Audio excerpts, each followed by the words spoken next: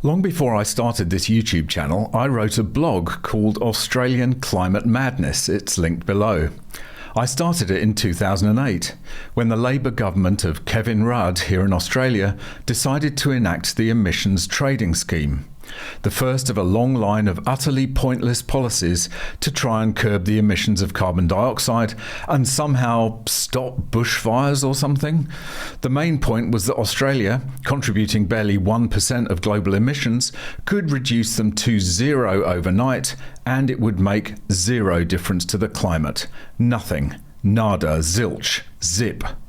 It wouldn't stop bushfires or floods or any kind of extreme weather that we've had for literally centuries, because China and India had then, and still have now, no intention of obstructing the economic growth that was lifting their populations out of poverty to try and change the climate of the planet.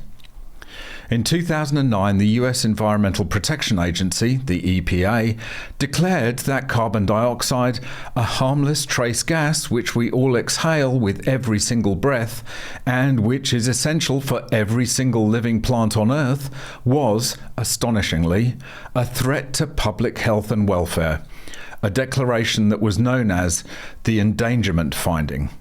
But mercifully, 16 years after this nonsensical decision, it has finally been removed. Bravo. Welcome back to MGUY, British engineer and lawyer, now Sydney-based YouTuber.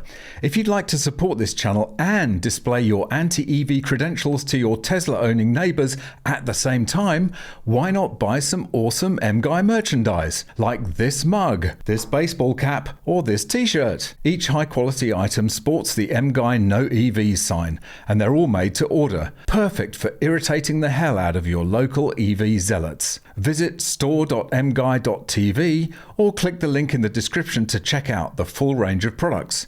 And of course, you can always just buy me a coffee. Click the link in the description or scan the QR code on screen. The EPA's endangerment finding is set out on its website, and note that it is made under a provision of the Clean Air Act, which is obviously designed to ensure that we all have clean air to breathe.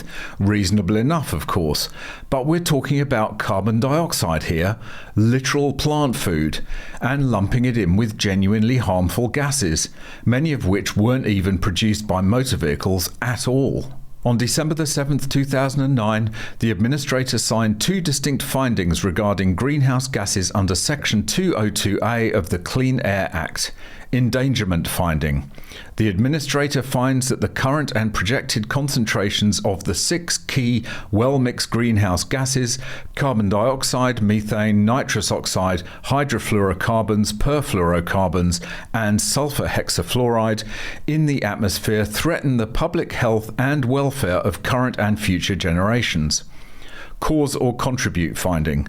The administrator finds that the combined emissions of these well-mixed greenhouse gases from new motor vehicles and new motor vehicle engines contribute to the greenhouse gas pollution that threatens public health and welfare. These findings do not themselves impose any requirements on industry or other entities.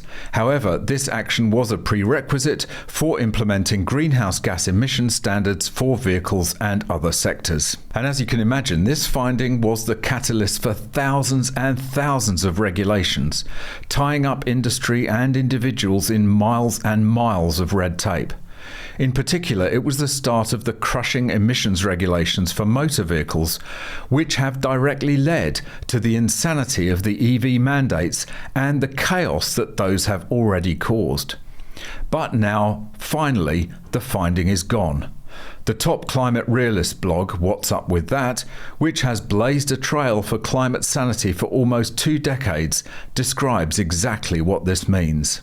Today is a monumental win for climate skeptics. Today's decision by the Environmental Protection Agency to remove the carbon dioxide endangerment finding represents a pivotal shift in America's approach to climate policy, one rooted in evidence, not ideology. For years, this finding has served as the legal justification for an array of costly, far-reaching regulations targeting everything from our nation's power plants to the cars we drive and the energy bills we pay. Its removal is a direct response to mounting evidence that the basis for this rule was always more about speculative modelling and political manoeuvring than sound science. The carbon dioxide endangerment finding, first enacted in 2009, rested on claims that rising levels of CO2 posed a dire threat to public health and welfare. These claims, trumpeted by alarmist voices in the media and bureaucracy, relied heavily on computer models that have since proven to be chronically inaccurate, consistently forecasting more warming than actually observed. In the years since, we've witnessed a remarkable gap between dire projections and reality. Global temperatures have not followed the runaway path predicted, and extreme weather events, despite breathless coverage, remain well within the range of historical variability. Yet while the US was tying itself in regulatory knots, China and other major emitters continued to expand their coal-fired power generation, wiping out any hypothetical benefit of America's self-imposed restrictions. According to multiple independent sources, China has increased its annual CO2 emissions by over 70% since 2005 and now burns more coal than the rest of the world combined. The idea that the US could lead by example and coax the rest of the world into similar sacrifices has been thoroughly debunked by the facts on the ground. The real-world effects of the endangerment finding were felt not in the climate, but in American households and businesses. Energy prices rose, manufacturing jobs fled overseas, and everyday citizens bore the burden of expensive, symbolic gestures that did nothing to alter the climate trajectory. The American people deserve policies that produce measurable results, not more of the same costly theatre. By removing the endangerment finding, the EPA is signalling a long overdue return to rational, evidence-based policy. This action acknowledges that CO2 is not a pollutant in any meaningful scientific sense, but a fundamental component of life on Earth, one that, at current atmospheric concentrations, has proven benefits for plant growth and agriculture. The change is not about neglecting environmental stewardship, rather it's about discarding unproductive policies and focusing on real solutions grounded in evidence, innovation, and economic reality. Great stuff. And the automotive industry is cheering from the rooftops, as you can imagine, because finally consumer choice is back on the table. EPA's move to trash car emissions regulations has SEMA thrilled, automakers cheering vehicle choice. Both SEMA and the trade group representing foreign automakers are cheering the EPA's announcement that it plans to effectively stop regulating car emissions. The United States Environmental Protection Agency will be effectively cancelling its legal authority to limit carbon emissions from the automotive industry, EPA Administrator Lee Zeldin announced Tuesday. Zeldin said that he is officially planning to remove a key 2009 declaration that asserted that greenhouse gas emissions pose a threat to public health and legally authorize the agency to regulate them. If finalized, this would erase the set limits on emissions from passenger cars and trucks, potentially alter the entire new car industry, and mark a huge shift for the aftermarket.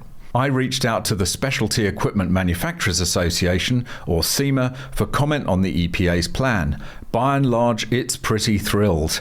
That's not surprising since some of the companies SEMA represents have had their fair share of conflict regarding government enforcement of the Clean Air Act and its vocally opposed electric vehicle production mandates that stem from emissions targets set by the EPA.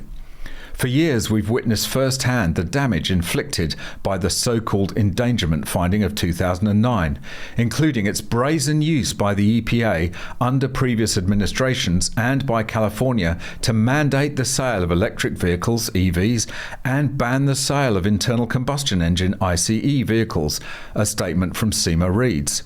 ICE vehicles remain the bedrock upon which the American people, families, small businesses and automotive enthusiasts rely to live their best, most prosperous lives, and to ban them is an affront to the American way of life.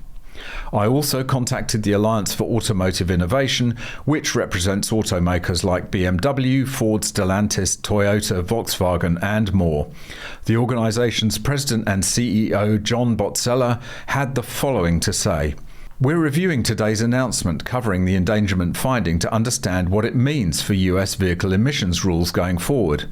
At the same time, there's no question the vehicle emissions regulations finalized under the previous administration aren't achievable and should be revised to reflect current market conditions to keep the auto industry in America competitive and to keep the industry on a path of vehicle choice and lower emissions.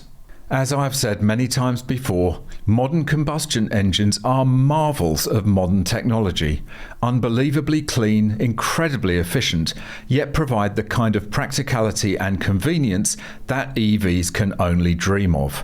To abandon all that technology essentially overnight was nothing short of criminal. Of course, this only applies in the US, but it is a start down a very long and treacherous path back to some kind of climate sanity compared to the utter madness we've seen over the last 25 years. Thanks very much for watching. Really hope you enjoyed it. If you've got any tips or stories, go there.